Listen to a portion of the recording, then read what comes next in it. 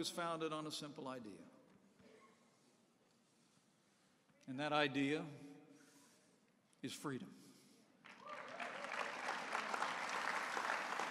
But over my lifetime, the support for liberty, a strong national defense, free enterprise, inalienable rights has principally fallen to our party and to this movement. Today, Democrats openly advocate an economic system that has impoverished millions of people around the world. Under the guise of Medicare for all and a Green New Deal, Democrats are embracing the same tired economic theories that have impoverished nations and stifled the liberties of millions over the past century. That system is socialism. Remarkably, a leading candidate for the Democratic presidential nomination is an avowed socialist. But it's not just him. Bernie's been joined by a chorus of candidates and newly elected officials who have papered over the failed policies of socialism with bumper sticker slogans and slick social media campaigns. What they're actually offering is just more of the same. More taxes, more spending, more government, and less freedom. It was freedom, not socialism, that gave us the most prosperous economy in the history of the world. It was freedom, not socialism, that ended slavery, won 2 world wars, and stands today as the beacon of hope for all the world.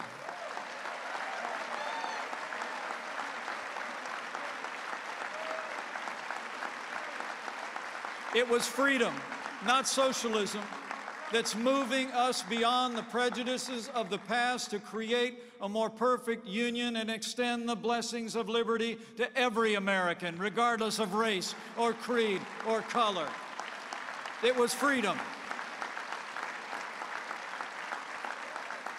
And it was freedom, not socialism, that gave us the highest quality of life, the cleanest environment on earth, and improved the health and well-being of millions around the world. It was freedom. What Medicare for all really means is quality health care for none. The only thing green about the so-called Green New Deal is how much green it's going to cost taxpayers if these people ever pass it into law.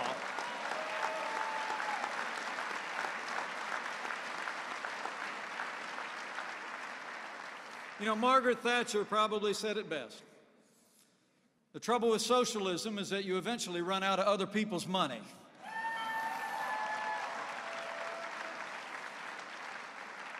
The truth is, we want to make poor people richer. They want to make rich people poorer. We want to make poverty more rare. They want to make poverty more comfortable. That's a choice we face today, men and women, between freedom and socialism, between personal responsibility and government dependence. Where freedom encourages investment, socialism stifles growth. Where freedom welcomes diversity, socialism demands conformity.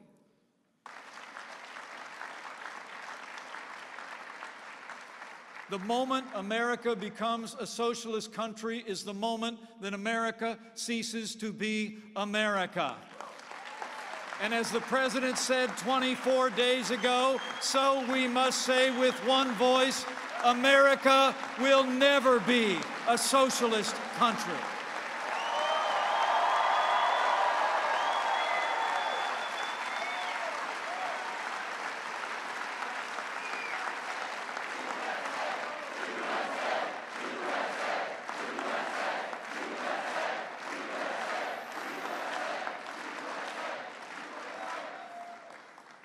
We know where socialism leads.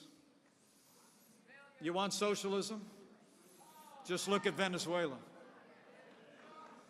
Venezuela was once one of the richest and most vibrant democracies in the Western Hemisphere, but under Maduro's socialist rule, it's become one of the poorest and most despotic.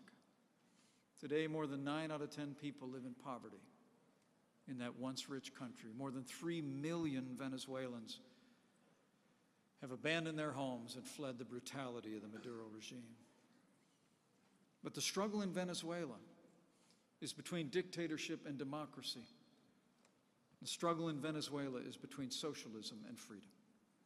And as I told world leaders in Colombia just this week, Nicolas Maduro is a dictator with no legitimate claim to power, and Nicolas Maduro must go.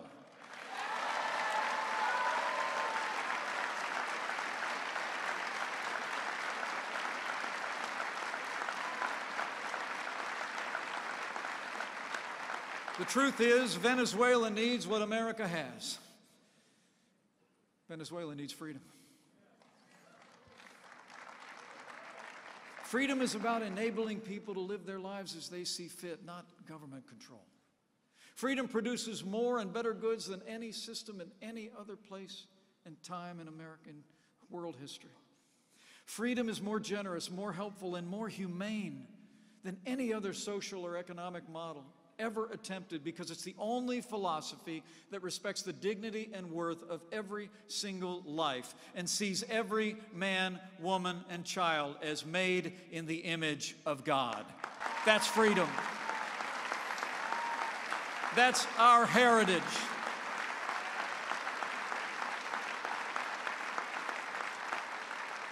And freedom works.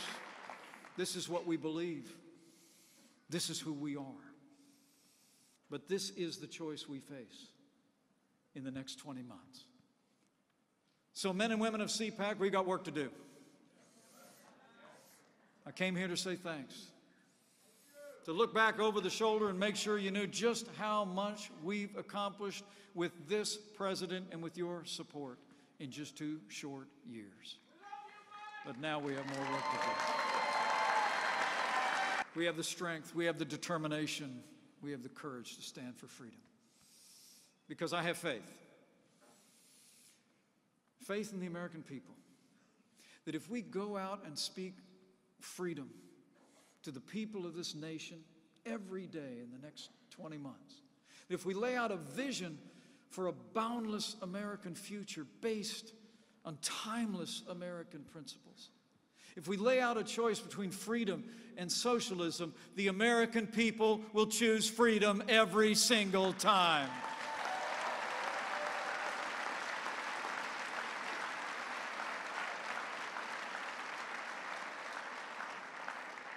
The President and I both know that if we hold the banner of freedom high, if we put into practice those words of Scripture inscribed on the Liberty Bell, to proclaim liberty throughout all the land and unto all the inhabitants thereof, the American people will rally to our cause once again. We will keep on winning.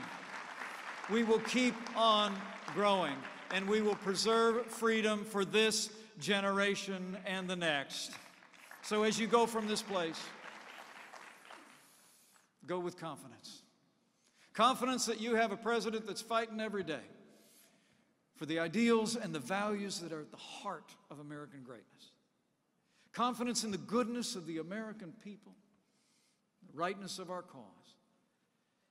And confidence that if we ask for the blessings of Him who established this miracle of democracy on these wilderness shores so long ago, that we cannot fail.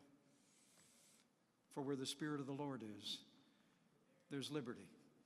So freedom always wins.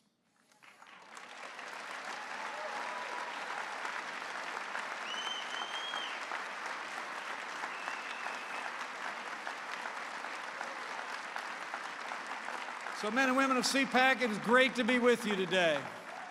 The time's a-wasting. We've got work to do.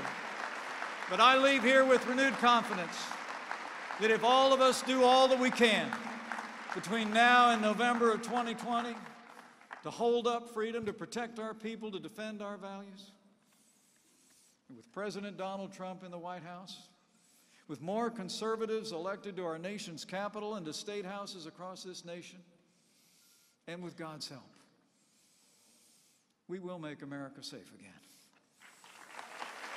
We will make America more prosperous than ever before. And to borrow a phrase from a friend of mine, we will make America great again. Thank you very much. God bless you. And God bless the United States of America.